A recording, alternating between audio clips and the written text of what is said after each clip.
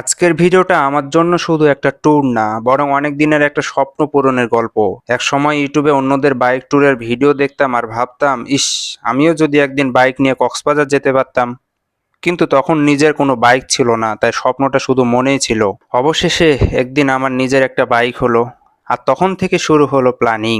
কোথায় যাওয়া যায়, কিভাবে যাওয়া যায়, অনেক ভাবনার পর ঠিক করলাম প্রথম বড় ট্যুর হবে কক্সবাজার। তারপর সেখান থেকে কেওক্রাডং। অত বেশি কিছু না ভেবেই আমরা বের হয়ে পড়লাম। দুইটা মোটরসাইকেল, 4 জন মানুষ। আর বুক ভরে এক্সাইটমেন্ট নিয়ে আমাদের গন্তব্য কক্সবাজার। সো আজকের ভিডিওতে আমি দেখাবো এই পুরো লম্বা জার্নির গল্প। হয়তো ভিডিওটা একটু বড় হতে পারে, কিন্তু আমি চেষ্টা করব যতটা সম্ভব সুন্দরভাবে সব মুহূর্ত আপনাদের সাথে শেয়ার করতে। বাইক চালিয়ে যখন ধীরে ধীরে গন্তব্যের দিকে এগিয়ে যাচ্ছিলাম, তখন যে অনুভূতিটা কাজ করছিল সেটা আসলে ভাষায় প্রকাশ করার মতো না। আর আমরা বের হয়েছিলাম শীতের সময়, 2026 সালে 21শে জানুয়ারি। ঠান্ডা বাতাস আর ফাঁকা রাস্তা পুরো জার্নিটাকে আরো স্পেশাল করে তুলেছিল। প্রায় 4 ঘন্টা বাইক চালানোর পর আমরা পৌঁছে যাই যমুনা সেতুতে।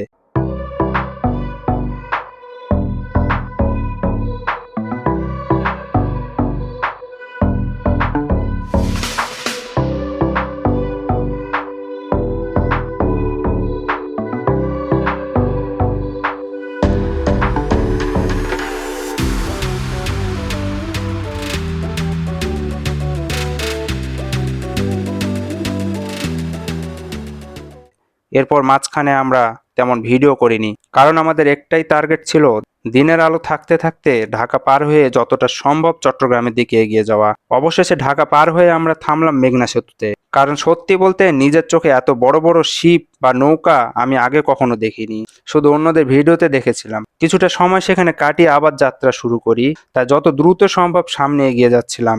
ধীরে ধীরে সন্ধ্যা নামলো, তারপর রাত। আর কুমিল্লার আগেই আমরা বিশাল একটা জ্যামে আটকে যাই। প্রায় 1.5 থেকে 2 কিলোমিটার রাস্তা পুরো জ্যাম। অনেক কষ্টে জ্যাম পার করে রাত প্রায় 10টার দিকে আমরা পৌঁছে যাই ফেনীতে। সেখানে একটা হোটেল নিয়ে রাতটা কাটাই। পরদিন সকালে আবার রওনা দিলাম আমাদের স্বপ্নের গন্তব্য কক্সবাজারের উদ্দেশ্যে। কিন্তু এই জার্নিতে আমি একটা জিনিসের প্রেমে পড়ে গিয়েছিলাম। জানেন সেটা কি? রাস্তার সৌন্দর্য। বিশেষ করে চিটাগাং হাইওয়ে।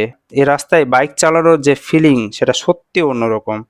চারপাশের ভিউ, ঠান্ডা বাতাস, স্মুথ রাস্তা, সব মিলিয়ে মনে হচ্ছিল জার্নিটাই যেন ডেস্টিনেশন হয়ে গেছে। চলুন আপনাদেরও দেখায় সে রাস্তাগুলোর কিছু সুন্দর মুহূর্ত।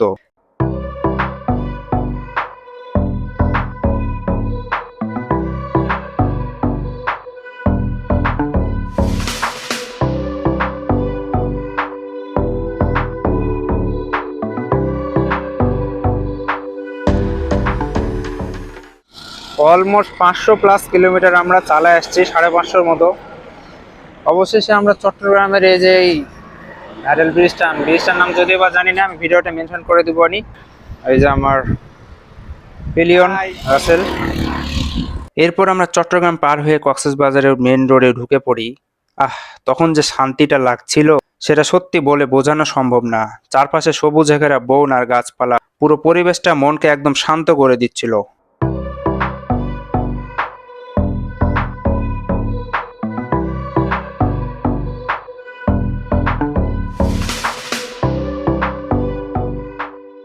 মন চাইছিল এই রাস্তাতে আরো অনেকটা সময় থেকে যাই। Welcome to Cox's Bazar. অবশেষে আমরা পৌঁছে গেলাম আমাদের স্বপ্নের শহরে। আমরা সেখানে 2 দিন ছিলাম, আর সত্যি বলতে প্রতিটা মুহূর্ত ছিল অসাধারণ। ছোট ছোট অনেক সুন্দর মুহূর্ত, সমুদ্রের গর্জন, ঠান্ডা বাতাস আর সেই ইনলেস বিচ ভিউ। বন্ধুরা, আমরা এখন আছি ইনানি বিচে। আমরা আগে ছিলাম হচ্ছে আপনার কক্সবাজারে যে মেন বিচ, ওখানে ছিলাম আর কি।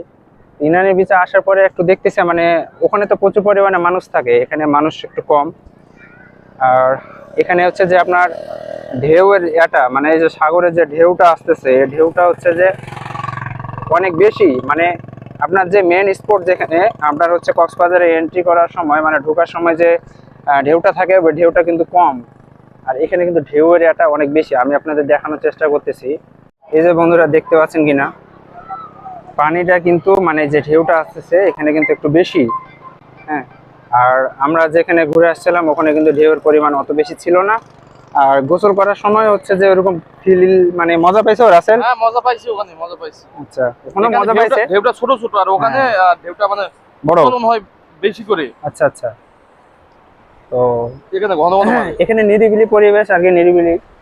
আর ওখানে একটু বেশি মানুষজন থাকে। এই হচ্ছে পরিবেশ। ইনানি বিচটা একটু বেশি সুন্দর।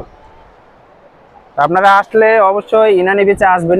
ইনানি বিচে হচ্ছে যে বেশি মজা পাবেন। নাই আমি বালুতে ঢুকে রাখছি। স্ট্যান্ড নাই, স্ট্যান্ড নাই। স্ট্যান্ড নাই, স্ট্যান্ড দেখো বালুতে ঢুকায় রাখছি গাড়ি, এমনি দাঁড়া হয়ে আছে। এই যে সামনের ভিউ।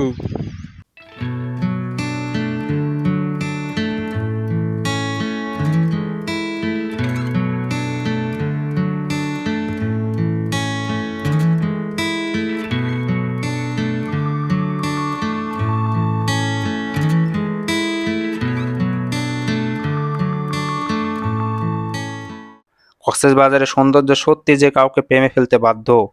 আমি নিজেও বহুবার মুগ্ধ হয়েছি সে ঢেউয়ের শব্দ আর সাধারণ সাগরের মন মাতানো ভিউ দেখে। আর এই ট্যুর আমাকে একটা জিনিস শিখিয়েছে, স্বপ্ন যদি সত্যি মন থেকে দেখা যায় তাহলে একদিন না একদিন সেটা পূরণ হবেই।